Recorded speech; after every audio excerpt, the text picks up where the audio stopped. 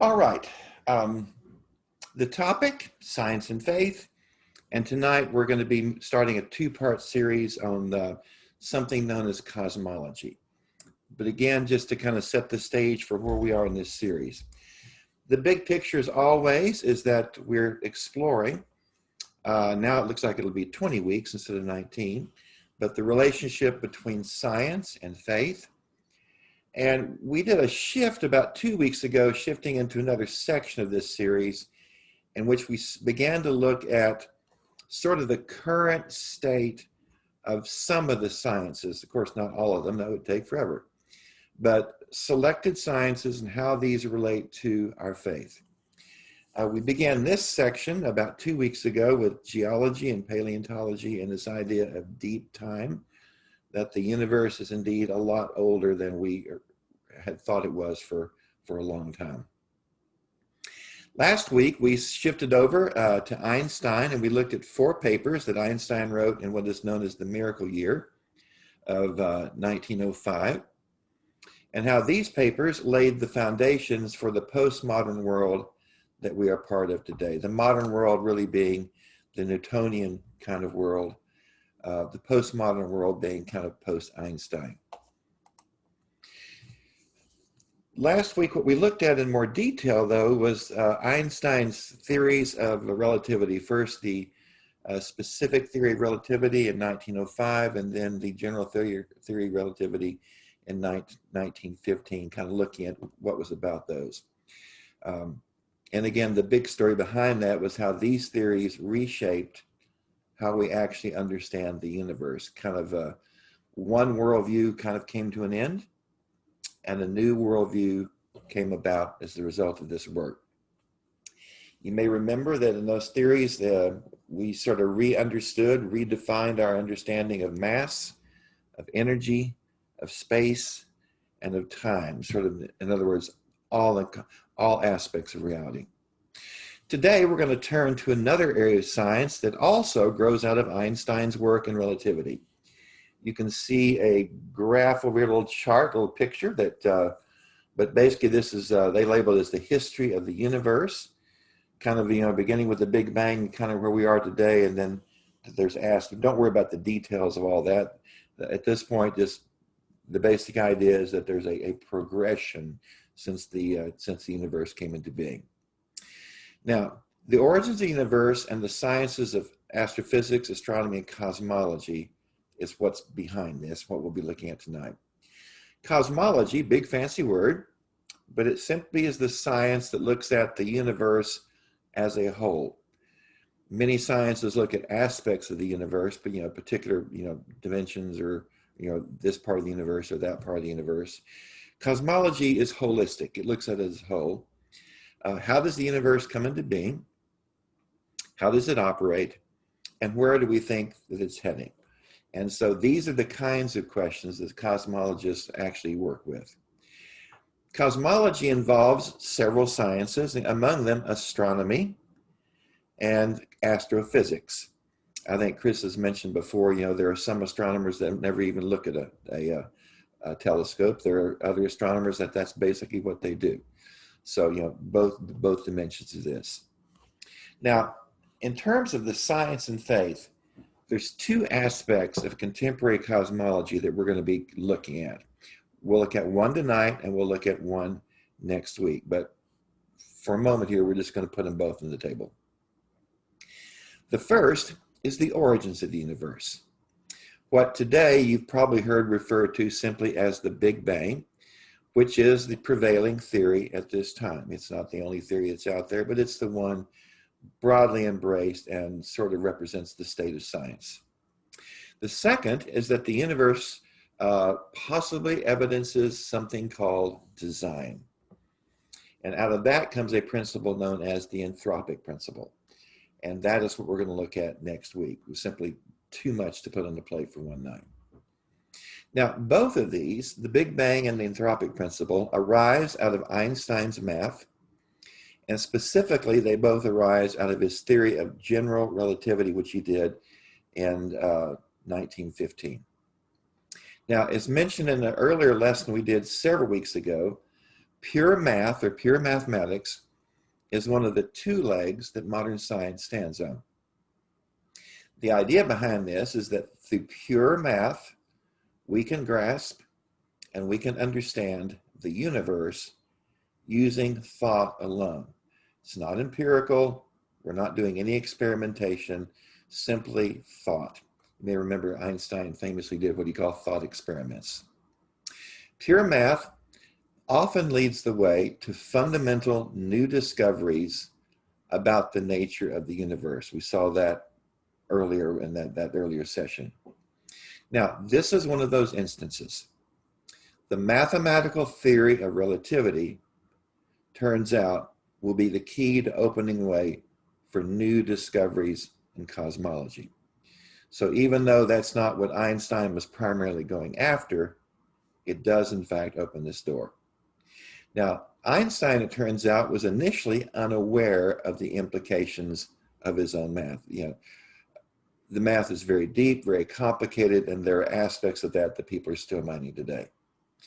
Now, shortly after Einstein published his theory of general relativity in 1915, Alexander Friedmann, a Russian meteorologist and a mathematician, he's the guy on the left, along with a Belgian Jesuit priest, Georges Lemaitre, showed that Einstein's math predicted that the universe should evolve in response to all the energy that it contains. In other words, that the universe should start off small and dense, then expand and dilute over time.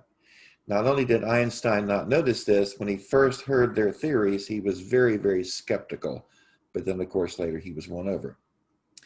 As a result, the stuff of the universe, whatever's in the universe, should over time drift away from each other, something called inflation. Now, this ran against the prevailing scientific view of the world at the time, which was a static view of the universe. The universe always had been, it always would be, it did not have a beginning, it did not have an end, and certainly it was not changing in size. So the Newtonian worldview, and the worldview even before that, was that the universe was essentially static, unchanging, and now we have a new understanding. It was Lemaitre who realized that the newly discovered galaxies, this is some empirical research that was coming out, could be used to show the expansion of the universe. And it was Lemaitre who proposed in 1927 that all of the mass and the energy in the universe originally had been condensed. This is coming out of Einstein's math. This is one of the implications, that everything had originally been condensed into a single infinitesimally small space. He called it an atom, just a primal atom. This in turn would then fragment, and the universe would expand or inflate. Now, there are two implications to their insights into theory of relativity. First of all, if this universe is expanding, as Einstein's math indicated, and as they're working with the math also indicated, we should be able to turn the clock back and simply to work backwards in time from the observed expansion of the universe today, what we see with telescopes, and go back to the starting point when the universe first came into being. The math was saying this. Secondly, Einstein's math indicated that there should have been an orderly unfolding of the universe since it came into existence. So, a primal beginning and an orderly unfolding. Now, this is what the math and the theory of relativity predicted. But here was the question. Was there any empirical evidence that this in fact was the case? Was there any evidence of an initial intensely hot beginning of the cosmos? Was there by chance any residue left over from this Big Bang that we might, for example, be able to see or to somehow empirically verify? Or was there any evidence that the galaxies were in fact moving away from each other? It would be Edwin Hubble who would provide the evidence first for the second of these, the inflation of the universe. And in doing this, it turns out that Hubble would also provide one of the two pieces of empirical evidence for the Big Bang itself. So ironically, it's Hubble that's going to lead to the verification of both of these principles. Here's just a rough timeline because things are happening quickly. 1915, Einstein publishes the general theory of relativity and it gets out there. 7 years later, Friedman publishes his work that says, based on Einstein's theory, the universe should be experiencing expansion. Then in 1927, Lemaitre independently confirms Friedman's conclusions. Lemaitre, by the way, did not know anything about Friedman's work, so it is truly independent.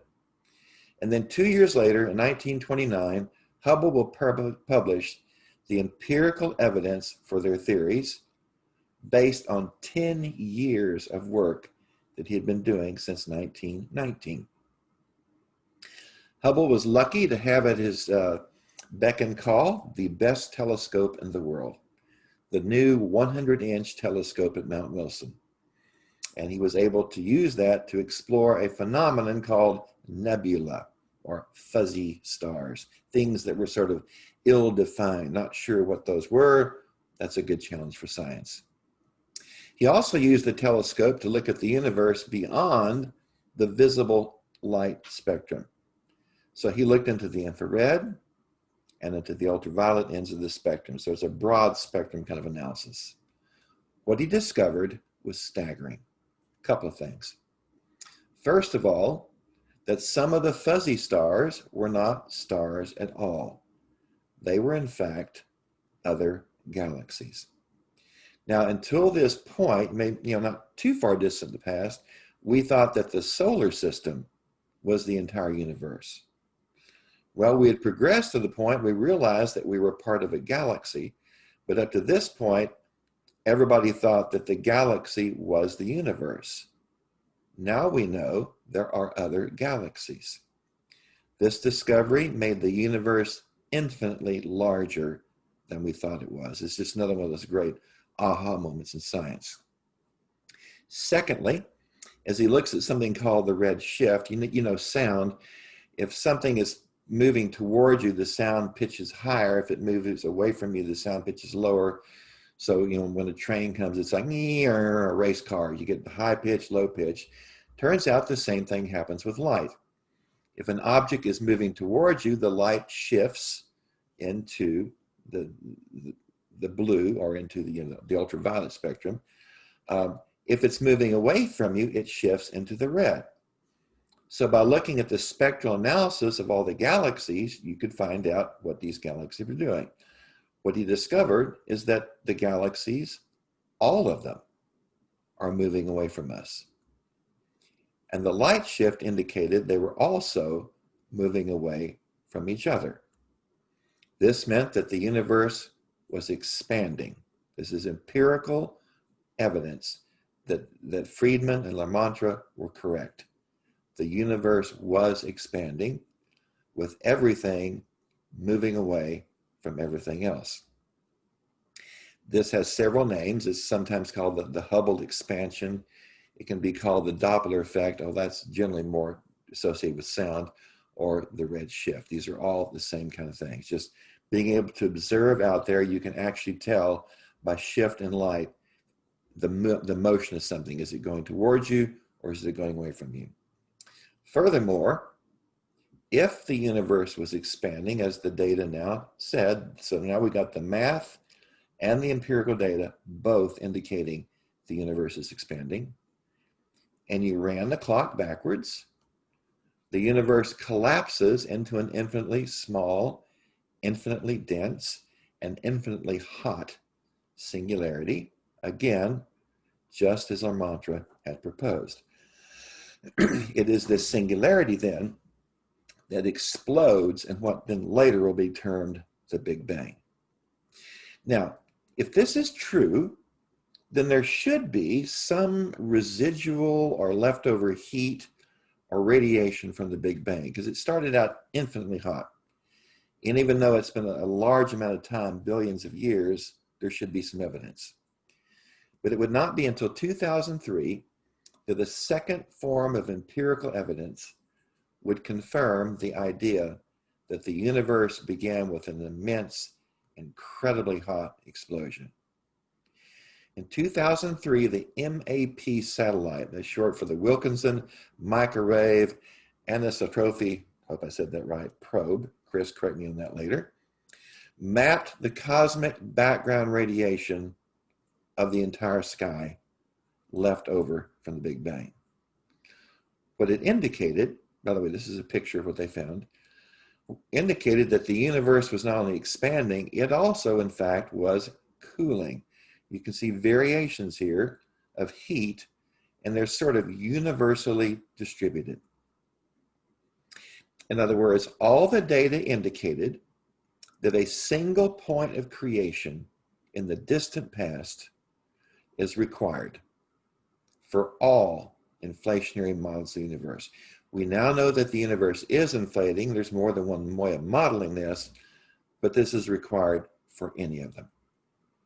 Now, the rate of expansion, which has been measured, along with the amount of background radiation, which has been measured, and the math, which has been confirmed, all collectively give us the age of the universe as 13.787 billion years ago, plus or minus a little bit. This is why you'll generally see it's 13.8 billion years old. Now, one of the implications of our current understanding of the origin of the universe, or this Big Bang it is called, and that now we're moving beyond science into more kind of the philosophy of science in terms of what does this mean?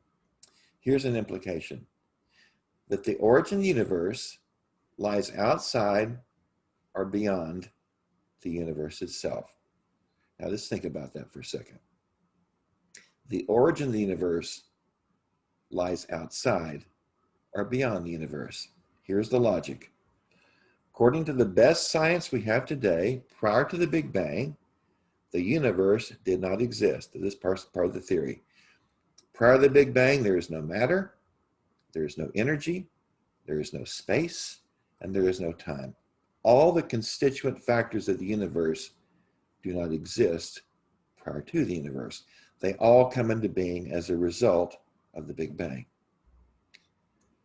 This means that whatever caused the cosmos to come into existence was not part of the cosmos. It was not part of the universe.